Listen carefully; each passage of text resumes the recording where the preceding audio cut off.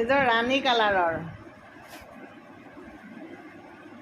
কি ধুনীয়া কাপোৰ, মাই গড। ৰাণী কালাৰত আপোনাৰ গোটেই ধানৰ কি দেখিছেনে কাপোৰযোৰ? মই আজি ভালকৈ দেখাব পৰা নাই। চব এইটোত আপুনি এটা অসমীয়া ধান হীৰাৰ ছেট পিন্ধি ল'ব, পিংকত, লাইট পিংক আৰু আপোনাৰ এইটো ৰাণী কালাৰ।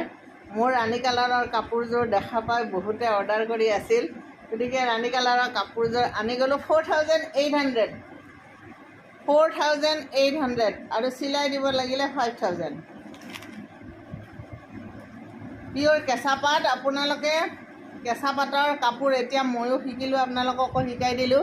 কেঁচা পাটৰ কাপোৰ কিনিলে আপুনি এইখিনিত এনেকৈ টানিব, টানিলে যদি ফিচিকি যায় সেই কাপোৰটো আপুনি নিকিনিব, আৰু যদি ফিচিকি নাযায় তেতিয়াহ'লে কিনিব। আৰু সেইটো কাপোৰ আপুনি ধুৱক, চাৰ্ফত